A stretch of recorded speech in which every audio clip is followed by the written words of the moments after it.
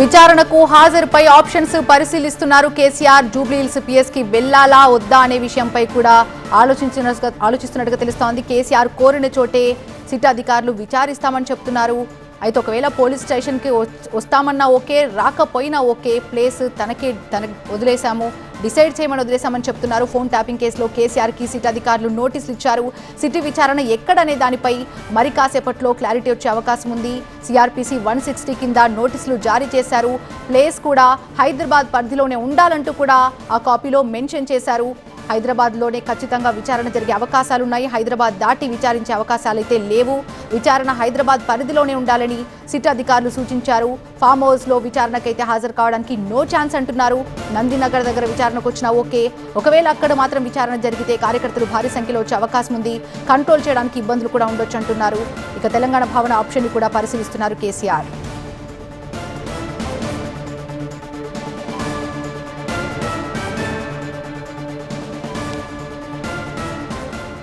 దీనికి సంబంధించి అప్డేట్స్ అందించడానికి మా ప్రతినిధి రాకేష్ లైవ్లో సిద్ధంగా ఉన్నారు. రాకేష్, ప్లేస్ పై లొకేషన్ ఎప్పటి వరకు డిసైడ్ అయ్యే అవకాశం ఉంది? దీనికి సంబంధించి లేటెస్ట్ అప్డేట్స్ ఏంటి?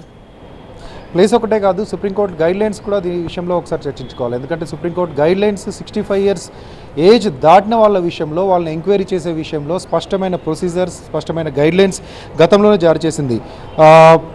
సిఆర్పిసి సెక్షన్ 160 నోటీస్ ఇచ్చే విషయంలో కూడా ఇంతకుముందు ఆ నోటీస్లో కూడా పోలీసులు ఆ విషయాన్ని పేర్కొన్నారు. దానికి సంబంధించి ఇంకొన్ని కూడా ఉన్నాయి.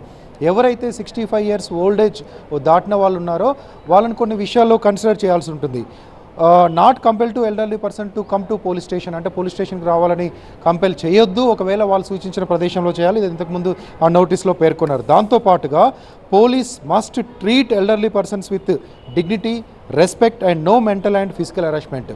వాళ్ళకు మర్యాద ఇవ్వాలి, రెస్పెక్ట్ ఇవ్వాలి, వాళ్ళ డిగ్నిటీని కాపాడుతూనే ఎలాంటి మెంటల్ హెరాస్మెంట్కి సంబంధించినటువంటి ప్రశ్నలు వేయొద్దు. ఇక దాంతోపాటు చాలా షార్ట్ ఎంక్వైరీ ఉండాలనేది కూడా తెలిపింది.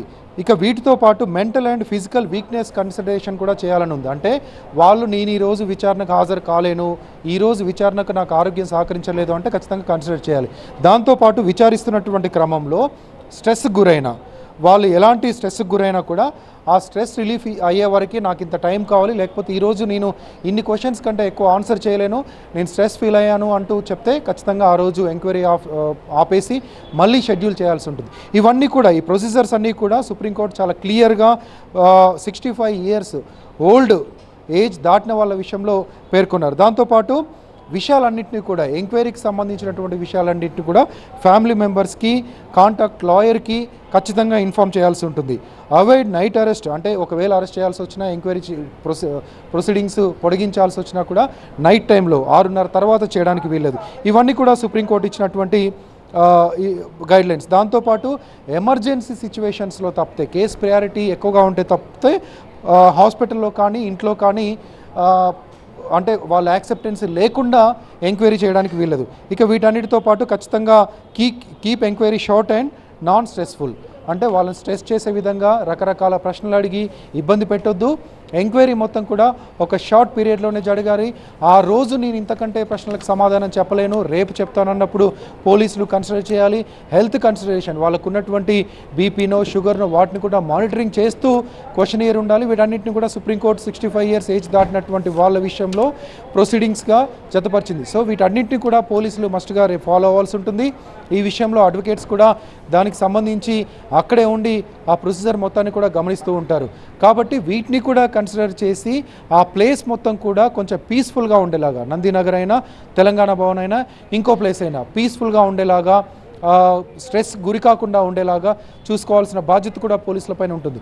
కాబట్టి ఇక్కడ కేవలం పార్టీ సూచించే ప్రదేశమే కాకుండా పోలీసులు కూడా ఎంక్వైరీ చేయడానికి ఒక పీస్ఫుల్ ప్లేస్ను చూసుకోవాల్సి ఉంటుంది. కాబట్టి వాళ్ళు కూడా దాన్ని చూసుకుంటారు. నందినగర్ అయితే నందినగర్ ఇంట్లో ఉండకుండా ఇంతకుముందు చెప్పినట్టుగా చూసుకోవడం, తెలంగాణ భవన్ అయితే కొంత ఇబ్బంది ఉంటుంది, విశాలమైన ప్లేస్ కాబట్టి కార్యకర్తలు మిగతా వాళ్ళు కూడా లోపలే ఉంటారు, ఈవెన్ మీడియా కూడా లోపలే ఉంటుంది. కాబట్టి వాళ్ళందరినీ బయటికి పంపించడం సాధ్యం అవుతుందా, ఇదంతా కూడా చూస్తారు.